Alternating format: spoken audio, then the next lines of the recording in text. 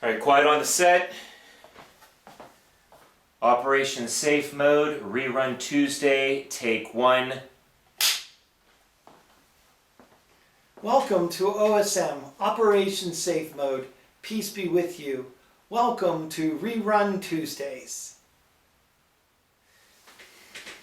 You know, this doesn't feel right. This seems too formal for something like Rerun Tuesday. I really want them to realize that we're redoing these because they're so powerful. And I'm hoping that they'll even take time to take notes.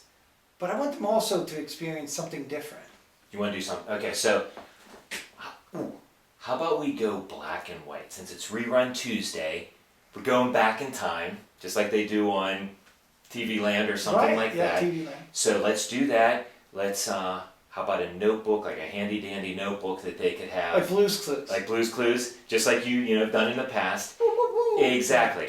And I think it would be great. Let's do something completely different. Okay, sounds great. All right. Let's try it. All right. Operation Safe Mode, rerun Tuesdays, scene 1, take 2.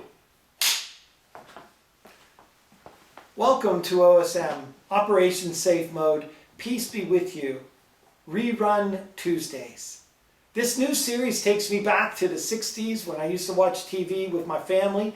Nothing was really syndicated for us, for we only had 4 stations, 2, 4, 6, and 11. 6 and 11 were the same, 6 was out of Johnstown.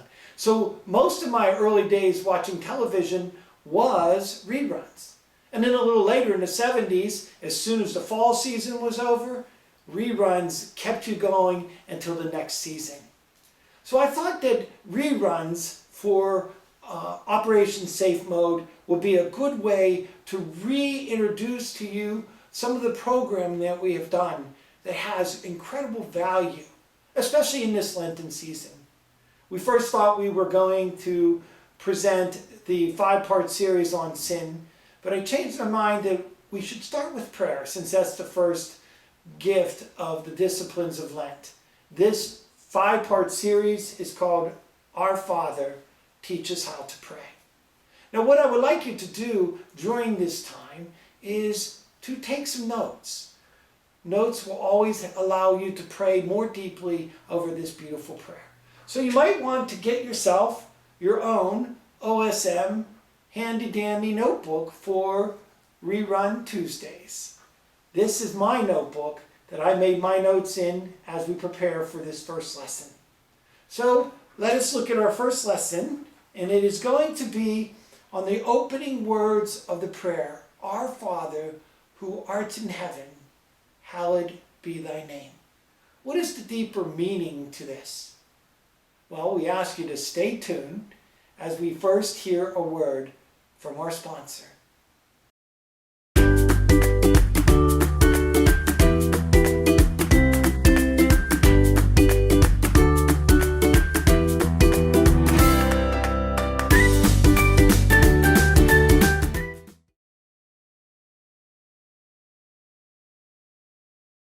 It really is about the heavenly kingdom. That is our mission always, is to get to the heavenly kingdom. And when Jesus would go off and pray by himself quite often, the disciples, I'm sure, wondered, what was Jesus praying? How was he praying? They were unsure of how they should pray as his disciples.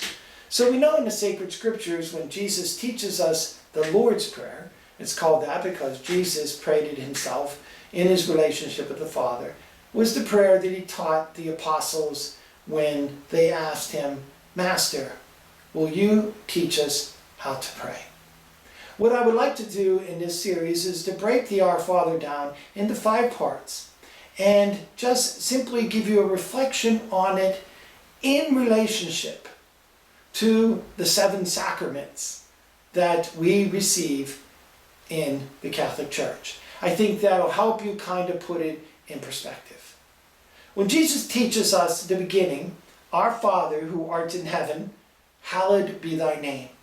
There's so much in this introduction that probably really floored the apostles to be reminded of the relationship and of the destination.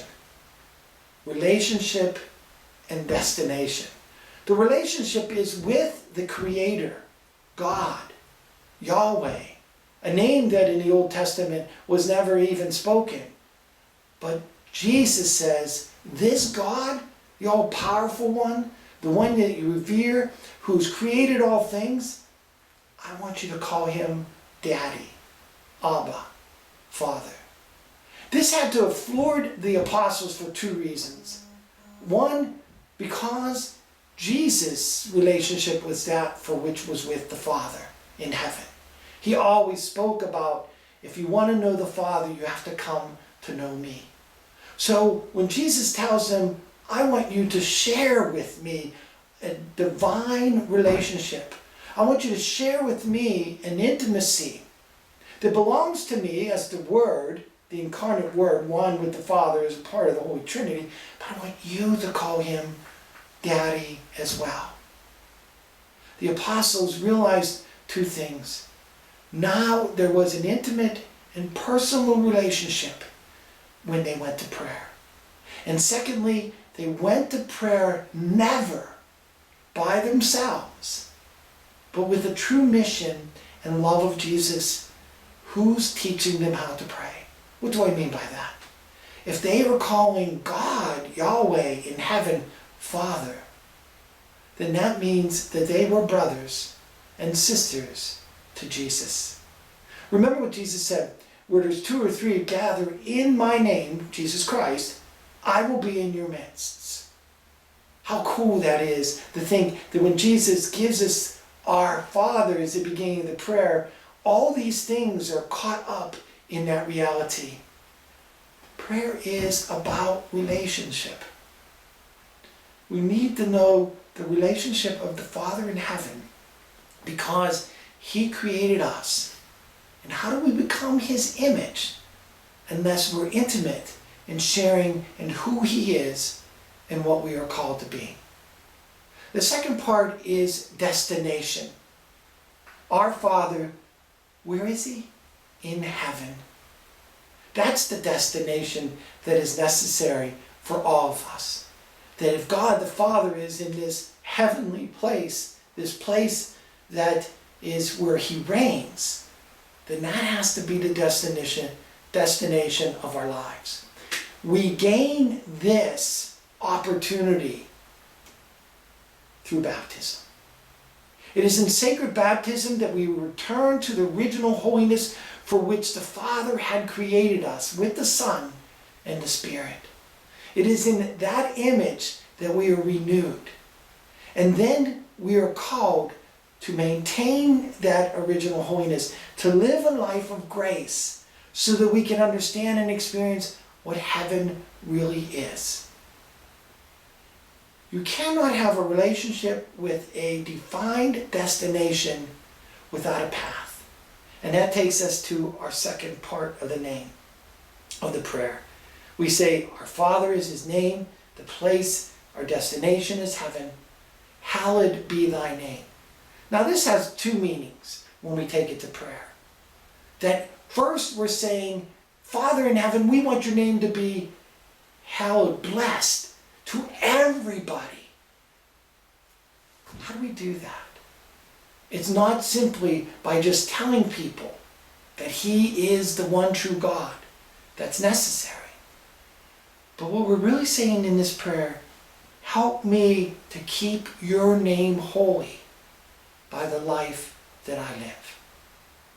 What better way can we honor Father, Daddy, Abba, as a brother of Jesus, in the image for which we are created and restored in baptism, to reach that destination of heaven, the place for which we will live in perfect harmony with the one who made us, the one who died for us, and the one who came to sanctify us on our mission on the way.